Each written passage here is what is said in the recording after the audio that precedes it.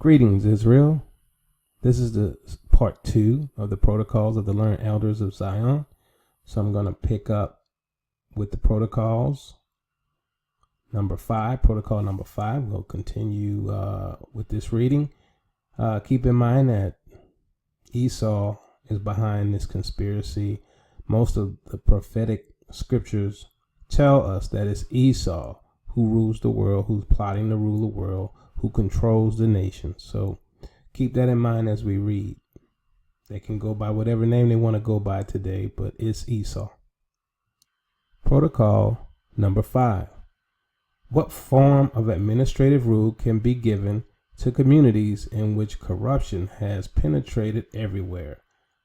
Communities where riches are attained only by the clever surprise tactic of swindling tricks, where looseness reigns, where morality is maintained by penal measures and harsh laws, but not by voluntary accepted principles, where the feelings toward fate and country are obligated by cosmopolitan convictions. What form of rule is to be given to these communities if not that despotism which I shall describe to you later? We shall create an intensified centralization of government in order to grip in our hands all the forces of the community. We shall regulate mechanically all the actions of the political life of our subjects by new laws. These laws will withdraw one by one all the indulgences and liberties which have been permitted by the Goyim. And our kingdom will be distinguished by a despotism of such magnificent proportions as to be at any moment and in every place in a position to wipe out any Goyim who oppose us by deed or word. We shall be told that such a despotism as I speak of is not consistent with the progress of these days, but I will prove to you that it is. In the times when the peoples look upon kings on their thrones as on a pure manifestation of the will of God, they submitted without a murmur to the despotic power of kings. But from the day when we insinuated into their minds the conception of their own rights, they began to regard the occupants of thrones as merely ordinary mortals. The holy unction of the Lord's anointed has fallen from the heads of the kings in the eyes of the people. And when we also robbed them of their faith in God, the might of power was flung upon the streets into the place of public proprietorship and was seized by us. Masses led by lies. Moreover, the art of directing masses and individuals by means of cleverly manipulated theory and verbiage, by regulation of life in common, and all sorts of other quirks, in all which the Goyim understand nothing, belongs likewise to the specialists of our administrative brain, reared on analysis, observation, on delicacies of fine calculation. In this species of skill we have no rivals, any more than we have either in the drawing up of plans of political actions in solidarity. In this respect, the Jesuits alone might have compared with us, but we have contrived to discredit them in the eyes of the unthinking mob as an overt organization, while we ourselves all the while have kept our secret organization in the shade. However, it is probably all the same to the world who is its sovereign Lord, whether the head of Catholicism or our despot of the blood of Zion. But to us, the chosen people, it is very far from being a matter of indifference. For a time, perhaps, we might be successfully dealt with by a coalition of the Goyim of all the world. But from this danger, we are secured by the discord existing among them, whose roots are so deeply seated that they can never now be plucked up. We have set one against another the personal and national reckonings of the Goyim, religious and race hatred, which we have fostered into a huge growth in the course of the past 20 centuries. This is the reason why there is not one state which would anywhere receive support if it were to raise its arm, for every one of them must bear in mind that any agreement against us would be unprofitable to itself. We are too strong. There is no evading our power. The nations cannot come to even an inconsiderable private agreement without secretly having a hand in it. Per me regis regnant. It is through me that kings reign, and it was said by the prophets that we were chosen by God himself to rule over the whole earth. God has endowed us with genius that we may be equal to our task. Were genius in the opposite camp, it would still struggle against us, but even so, a newcomer is no match for the old established settler. The struggle would be merciless between us, such a fight as the world has never seen. I and the genius on their side would have arrived too late. All the wheels of the machinery of all states go by the force of the engine, which is in our hands, and that engine of the machinery of states is gold. The science of political economy invented by our learned elders has for long past been given royal prestige to capital. Monopoly capital. Capital, if it is to cooperate untrammeled, must be free to establish a monopoly of industry and trade. This is already being put in execution by an unseen hand in all quarters of the world. This freedom will give political force to those engaged in industry, and that will help to oppress the people. Nowadays, it is more important to disarm the peoples than to lead them into war. More important to use for our advantage the passions which have burst into flames than to quench their fire. More important to eradicate them. The principal object of our directorate consists in this: to debilitate the public mind by criticism, to lead it away from serious reflections calculated to arouse resistance, to distract the forces of the mind towards a sham fight or empty eloquence. In all ages, the people of the world, equally with individuals, have accepted words for deeds, for they are content with a show and rarely pause to note in the public arena whether promises are followed by performance. Therefore, we shall establish show institutions which will give eloquent proof of their benefit to progress. We shall assume to ourselves the liberal physiognomy of all parties, of all directions, and we shall give that physiognomy a voice in orators who will speak so much that they will exhaust the patience of their hearers and produce an abhorrence of oratory. In order to put public opinion into our hands, we must bring it into a state of bewilderment by giving expression from all sides to so many contradictory opinions, and for such length of time as will suffice to make the goyim lose their heads in the labyrinth, and come to see that the best thing is to have no opinion of any kind in matters of political, which it is not given to the public to understand, because they are understood only by him who guides the public. This is the first secret. So you see how all that Dane Calloway stuff going around? Same concept, right? They keep you so confused with crazy reasoning, crazy logic that doesn't even have data to support it, right? But they got you so confused thinking about whether you're indigenous to the land or not, whether you Israel or not. It's meant to sow discord, make you quit, right? I'm done. I can't look at this. I'm confused. And in reality, Dane has no data to back up anything.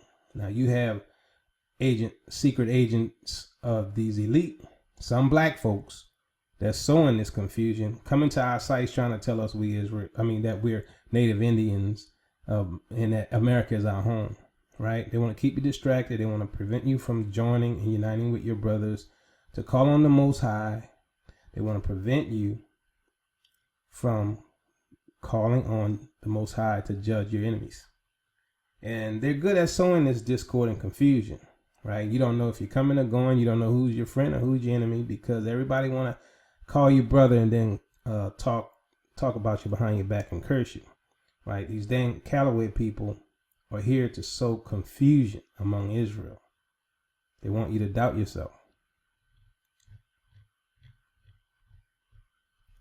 The second secret requisite for the success of our government is comprised in the following: to multiply to such an extent national failings, habits, passions, conditions of civil life, that it will be impossible for anyone to know where he is in the resulting chaos, so that the people in consequence will fail to understand one another. This measure will also serve us in another way, namely to show discord in all parties, to dislocate all collective forces which are still unwilling to submit to us, and to discourage any kind of personal initiative which might in any degree hinder our affairs. There is nothing more dangerous than personal initiative, if it has genius behind it. Such initiative can do more than can be done by millions of people among whom we have sown discord. We must so direct the education of the Goyim communities that whenever they come upon a matter requiring initiative, they may drop their hands in despairing impotence. The strain which results from freedom of action saps the forces when it meets with the freedom of another. From this collision arises grave moral shocks, disenchantments, failures. By all these means we shall so wear down the Goyim that they will be compelled to offer us international power of a nature that by its position will enable us without any violence gradually to absorb all the state forces of the world and to form a super government. In place of the rulers of today, we shall set up a bogey which will be called the super government administration. Its hands will reach out in all directions like nippers, and its organization will be of such colossal dimensions that it cannot fail to subdue all the nations of the world.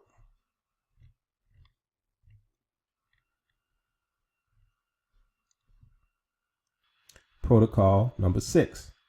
We shall soon begin to establish huge monopolies, reservoirs of colossal riches, upon which even large fortunes of the Goyim will depend to such an extent that they will go to the bottom together with the credit of the states on the day after the political smash. You gentlemen here present who are economists, just strike an estimate of the significance of this combination. In every possible way, we must develop the significance of our super government by representing it as the protector and benefactor of all those who voluntarily submit to it, aka the United Nations. The aristocracy of the Goyim as a political force is dead. We need not take it into account, but as landed proprietors they can still be harmful to us from the fact that they are self-sufficing in the resources upon which they live. It is essential, therefore, for us at whatever cost to deprive them of their land. This object will be best attained by increasing the burdens upon landed property, in loading lands with debts. These measures will check land holding and keeping it in a state of humble and unconditional submission. The aristocrats of the Goyim, being hereditarily incapable of contenting themselves with little, will rapidly burn up and fizzle out. So you ever seen how they treat the African nations, and they give them loans that they can't repay, and then what do? They take their land. Isn't that what we see today? And China's doing the same thing because one of the elite families is called the Li family. If you do your research, there's a family in China called the Li family who are part of the 1% super elite. And so they're just passing the ball to China. But China is under the control of the elite. You have to understand, China wouldn't have grown to where it is today without help. If the European nations didn't take all their resources, assets, and corporate money and move them over to China, China would still be nothing. China was built up for a purpose, just like America was built up for a purpose. We shall enslave Gentiles.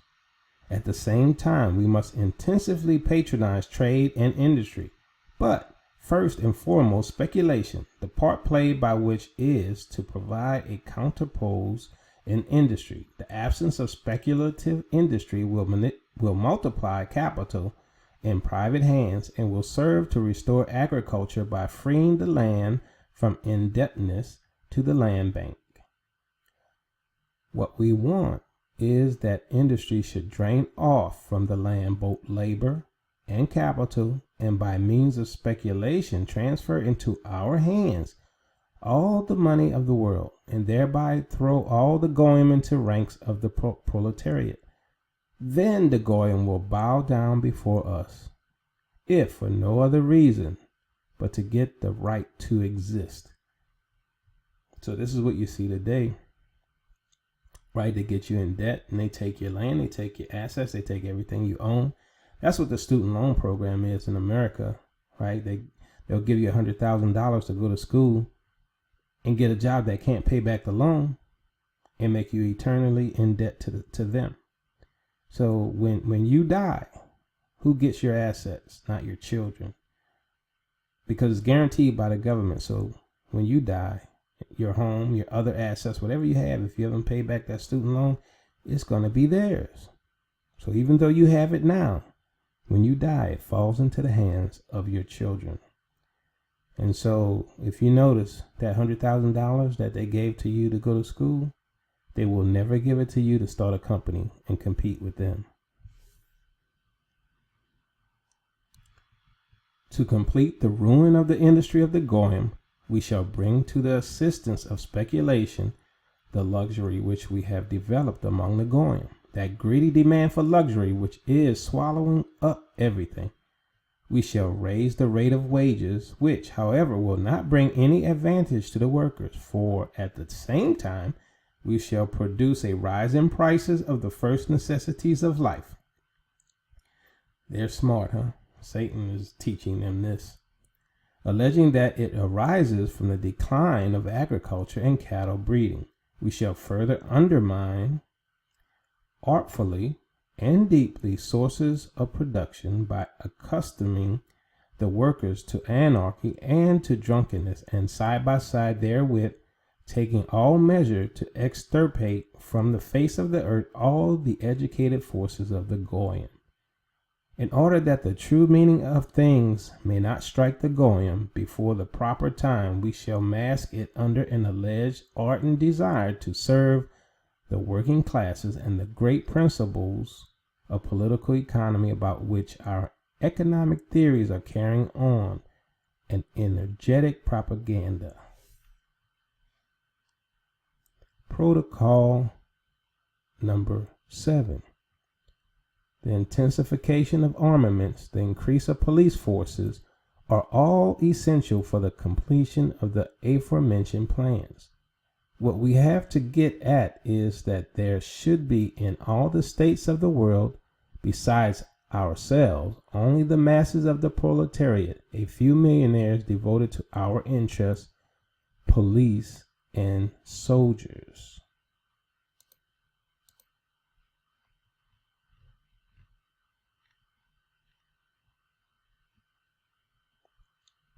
Throughout all Europe, and by means of relations with Europe and other continents also, we must create ferments, discords, and hostility.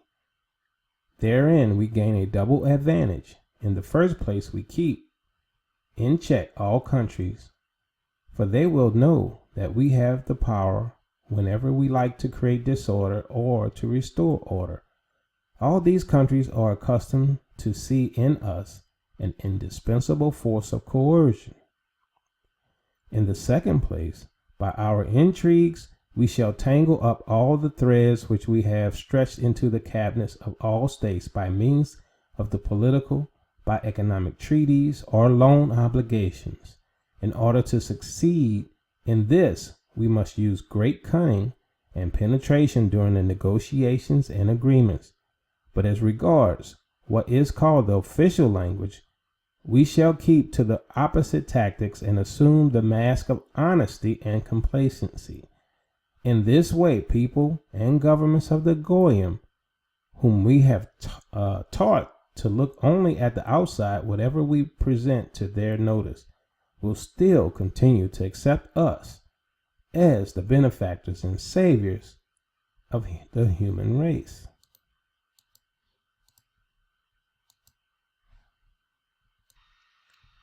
Universal war.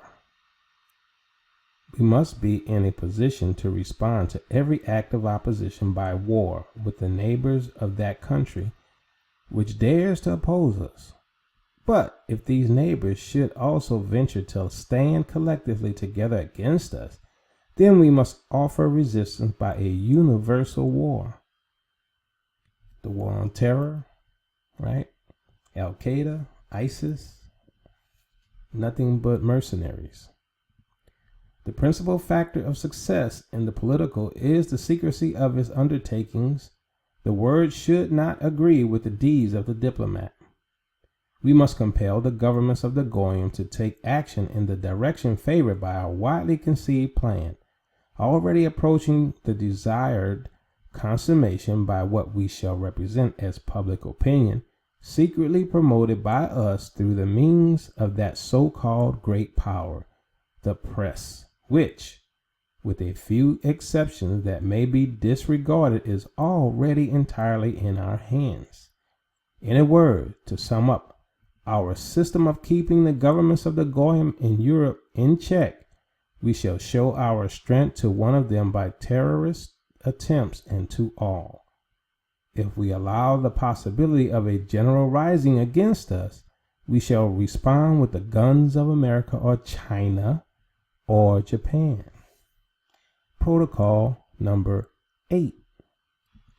We must arm ourselves with all the weapons which our opponents might employ against us. We must search out in the very finest shades of expression and the knotty points of the lexicon of law justification for those cases where we shall have to pronounce judgments that might appear abnormally audacious and unjust. For it is important that these resolutions should be set forth in expressions that shall seem to be the most exalted moral principles cast into legal form. Our directorate must surround itself with all these forces of civilization among which it will have to work. It will surround itself with publicists, practical jurists, administrators, diplomats, and finally with persons prepared by a special super-educational training in our special schools. These persons will have consciousness of all the secrets of the social structure. They will know all of the languages that can be made up by political alphabets and words. They will be made acquainted with the whole underside of human nature, with all its sensitive chords on which they will have to play. These chords are the cast of mind of the Goyim. Their tendencies, shortcomings, vices, and qualities, the particularities of classes and conditions. Needless to say that the talented assistants of authority of whom I speak will be taken not from among the Goyim, who are accustomed to perform their administrative work without giving themselves the trouble to think what its aim is, and never consider what it is needed for. The administrators of the Goyim sign papers without reading them, and they serve either for mercenary reasons or from ambition. We shall surround our government with a whole world of economists. That is the reason why economic science formed the principal subject of the teachings given to the Jews. Around us, again, will be a whole constellation of bankers, industrialists, capitalists, and the main thing, millionaires, because in substance, everything will be settled by the question of figures. For a time, until there will no longer be any risk in entrusting responsible posts in our state to our brother Jews, we shall put them in the hands of persons whose past and reputation are such that between them and the people lies an abyss. Persons who, in case of disobedience to our instructions, must face criminal charges or disappear. This in order to make them defend our interests to their last grasp. So if they betray us, they go to prison. We fabricate crimes against them like we did Bill Cosby, or we make them disappear. Many people disappear because of this secret order. Okay. And, Esau has some power, having the world believe they're Israel, when in reality they're Esau. And here's the thing, people. When Israel has a leader, like say, Malcolm X, Dr. King, or whoever stands up to be a face for true Israel, they wipe them out, they remove them. Okay. So I highly recommend going forward that you teach yourself the scriptures, you teach yourself how to walk by the leading of the Holy Spirit, and that you listen to the Most High by His Spirit, because anyone that stands up to be the leader will disappear. So we're teaching. Whether or not they interpret that as leadership, I don't know. But this battle is between the Most High and Satan's seed. So let's continue with protocol number 9. In applying our principles, let attention be paid to the character of the people in whose country you live and act. A general identical application of them until such time as the people shall have been re-educated to our pattern cannot have success. But by approaching their application cautiously, you will see that not a decade will pass before the most stubborn character will change, and we shall add a new people to the ranks of those already subdued by us. The words of the liberal, which are in effect the words of our Masonic watchwords, namely liberty, equality, fraternity, will, when we come into our kingdom, be changed by us into words no longer of a watchword, but only an expression of idealism, namely into the right of liberty, the duty of equality, the ideal of brotherhood. That is how we shall put it, and so we shall catch the bull by the horns. De facto, we have already wiped out every kind of rule except our own, although de jure there still remain a good many of them. Nowadays, if any states raise a protest against us, it is only pro forma at our discretion and by our direction, for their anti-Semitism is indispensable to us for the management of our lesser brethren. I will not enter into further explanations, for this matter has formed the subject of repeated discussion among us.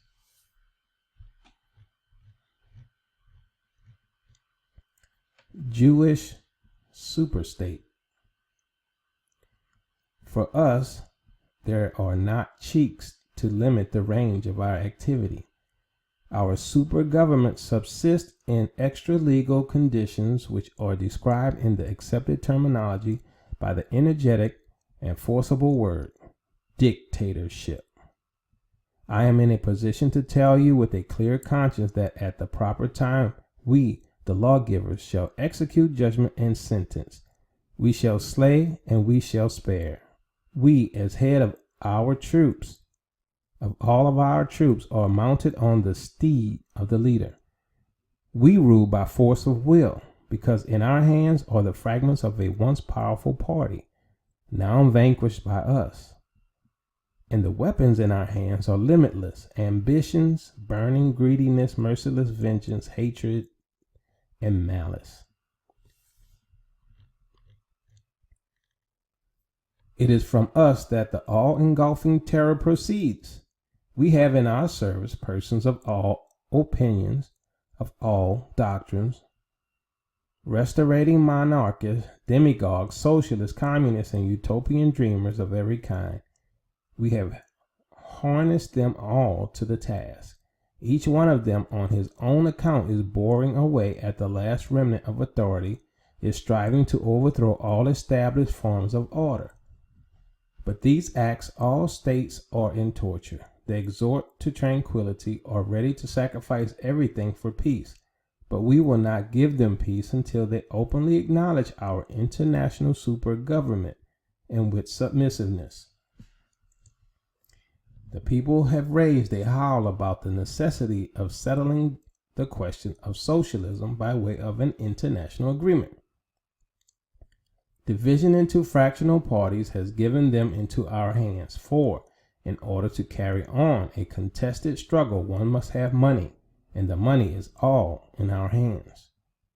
We might have reason to apprehend a union between the clear-sighted force of the Goy king on their thrones and the blind force of the Goy mobs, but we have taken all the needful measure against any such possibility.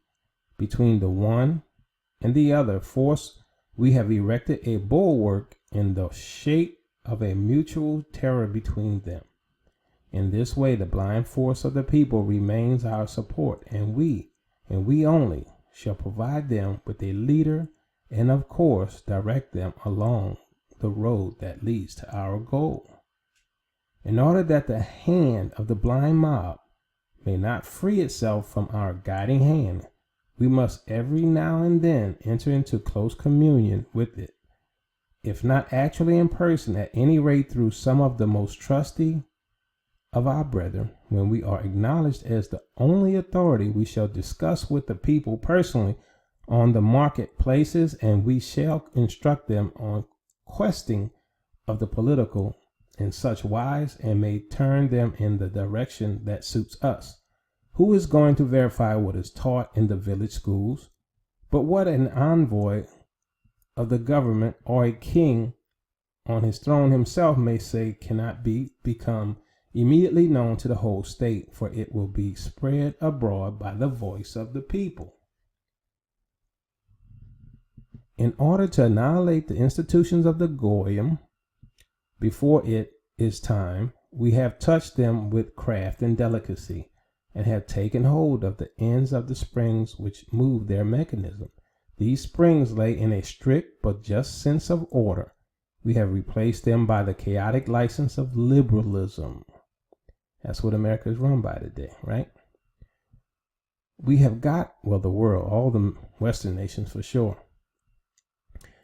We have got our hands into the administration of the law, into the conduct of elections, into the press, into liberty of the person, but principally into education and training as being the cornerstone of a free existence. Christian youth destroyed.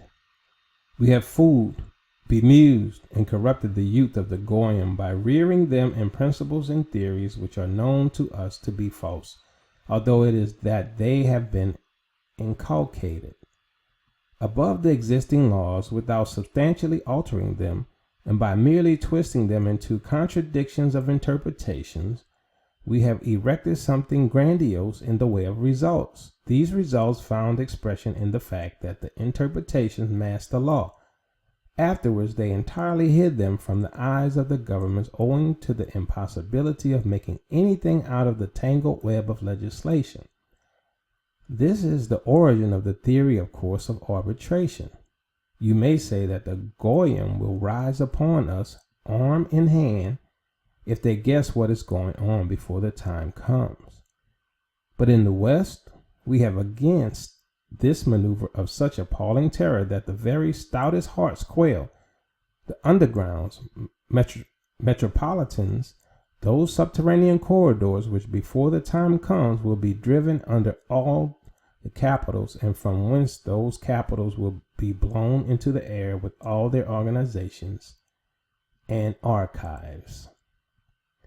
Protocol number 10. Today, I begin with a repetition of what I said before, and I beg you to bear in mind that we have fooled. I'm sorry. Went too far. Let's try that again. Protocol number 10. Today, I begin with a repetition of what I said before, and I beg you to bear in mind that governments and people are content in the political with outside appearances, and how, indeed, are they going to perceive the underlying meaning of things when their representatives give the best of their energies to enjoying themselves? For our policy, it is of the greatest importance to take cognizance of this detail. It will be of assistance to us when we come to consider the division of authority, of property, of the dwelling, of taxation, the idea of canceling taxes, of the reflex force of the laws. All these questions are such as ought not to be touched upon directly and openly before the people. In cases where it is indispensable to touch upon them, they must not be categorically named. It must merely be declared without detailed exposition that the principles of contemporary law are acknowledged by us. The reason of keeping silence is this respect is that by not naming a principle, we leave ourselves freedom of action to drop this or that out of it without attracting notice. If they were all categorically named, they would all appear to have been already given. The mob cherishes a special affection and respect for the geniuses of political power and accepts all their deeds of violence with the admiring response, rascally. Well, yes, it is rascally, but it is clever, a trick if you like, but how craftily played, how magnificently done, what impudent audacity. Our goal, world power. We count upon attracting all nations to the task of erecting the new fundamental structure, the project for which has been drawn up by us. This is why, before everything, it is indispensable for us to arm ourselves and to store up in ourselves that absolutely reckless audacity and irresistible might of the spirit which in the person of our active workers will break down all hindrances on our way. When we have accomplished our coup d'etat, we shall say then to the various peoples, everything has gone terribly badly. All have been worn out with suffering. We are destroying the causes of your torment. Nationalities, frontiers, differences of coinage. You are at liberty, of course, to pronounce sentence upon us. But can it possibly be a just one if it is confirmed by you before you make any trial? Or what are you offering you? Then will the mob exalt us and bear us up in their hands in a unanimous triumph of hope and expectations, voting, which we have made the instrument which will set us on the throne of the world by the teaching. Even the very smallest unit of members of the human race to vote by means of meetings and agreements by groups will then have served its purpose and will play its part. Then for the last time, by a unanimity of desire to make close acquaintance with us before condemning us. To secure this, we must have everybody vote without distinction of classes and qualifications. See, Israel, it's important for us to start using our vote for the community and not for individuals. Don't give up your vote anymore, like I said in the last show. Don't vote. At least we vote don't vote in unity. They got to buy our vote from us. They got to give us tangibles. They have to give us something for our vote. We can't be played and manipulated anymore. In this way, by inculcating in all a sense of self-importance, we shall destroy among the Goyim the importance of the family and its educational value, and remove the possibility of individual minds splitting off. For the mob, handled by us, will not let them come to the front nor even give them a hearing. It is accustomed to listen to us only who pay it for obedience and attention. In this way, we shall create a blind, mighty force which will never be in a position to move in any direction without the guidance of our agents set at its head by us as leaders of the mob. The people will submit to this regime because it will know that upon these leaders will depend its earnings, gratifications, and the receipt of all kinds of benefits. A scheme of government should come ready-made from one brain, because it will never be clinched firmly if it is allowed to be split into fractional parts in the minds of many. It is allowable, therefore, for us to have cognizance of the scheme of action, but not to discuss it lest we disturb its artfulness, the interdependence of its component parts, the practical force of the secret meaning of each clause. To discuss and make alterations in a labor of this kind by means of numerous votings is to impress upon it the stamps of all ratiocinations and misunderstandings which have failed to penetrate the depth and nexus of its plotting. We want our schemes to be forcible and suitable concocted. Therefore, we ought not to fling the work of genius of our guide to the fangs of the mob of even a select company. The schemes will not turn existing institutions upside down just yet. They will only effect changes in their economy and consequently in the whole combined movement of their progress, which will thus be directed along the path laid down in our schemes. Poison of liberalism. Under various names, there exist in all countries approximately one and the same thing: representation, ministry, senate, state council, legislative and executive corps. I need not explain to you the mechanism of the relation of these institutions to one another, because you are aware of all that. Only take note of the fact that each of the above named institutions corresponds to some important function of the state, and I would beg you to remark that the word important I apply not to the institution but to the function. Consequently, it is not the institutions which are important, but their functions. These institutions have divided up among themselves all the functions of the government, administrative, legislative, executive, wherefore they have come to operate as do the organs in the human body. If we injure one part in the machinery of state, the state falls sick like a human body and will die. When we introduced into the state organism the poison of liberalism, into whole political complexion underwent a change. States have been seized with a mortal illness, blood poisoning. All that remains is to await the end of their death agony. Liberalism produced constitutional states which took the place of what was the only safeguard of the goyim, namely despotism. And a constitution, as you well know, is nothing else but a school of discords, misunderstandings, quarrels, disagreements, fruitless party agitations, party whims, in a word, a school of everything that serves to destroy the personality of state activity. The tribune of the Talkerics has no less effectively than the press condemned the rulers to inactivity and impotence, and thereby rendered them useless and superfluous, for which reason, indeed, they have been in many countries deposed.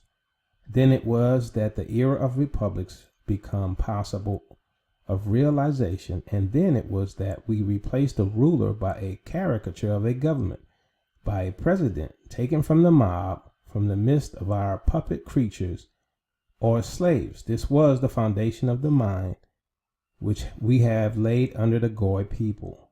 I should rather say under the Goy people. We name presidents. In the near future, we shall establish the responsibility of presidents By that time, we shall be in a position to disregard forms in carrying through matters for which our impersonal puppet will be responsible. What do we care if the ranks of those striving for power should be thinned? If there should arise a deadlock from the impossibility of finding presidents, a deadlock which will finally disorganize the country. In order that our scheme may produce this result, we shall arrange elections in favor of such presidents as have in their past some dark, undiscovered stain, some Panama or other. Then they will be trustworthy agents. So if I can get dirt on them, they ain't going to do anything. So they're going to be trustworthy because I can destroy them. Okay, they'll be trustworthy agents for the accomplishment of our plans out of fear of revelations and from the natural desire of everyone who has attained power, namely the retention of the privileges, advantages, and honor connected with the office of the president. The Chamber of Deputies will provide cover for, will protect, will elect presidents, but we shall take from it the right to propose new or make changes in existing laws. For this right will be given by us to the responsible president, a puppet in our hands. Naturally, the authority of the presidents will then become a target for every possible form of attack. But we shall provide him with a means of self-defense in the right of an appeal to the people for the decision of the people over the heads of their representatives, that is to say, an appeal to that some blind slave of ours, the majority of the mob. Independently of this, we shall invest the president with the right of declaring a state of war. We shall justify this last right on the ground that the president, as chief of the whole army of the country, must have it at his disposal in case of need for the defense of the new Republican Constitution. The right to defend which will belong to him as the responsible representative of the Constitution. I'm going to stop right there and we'll pick up again. Peace and blessings, Israel. Your captivity is ending. And if you like what we do, please support us at Patreon, patreon.com/TEOTW.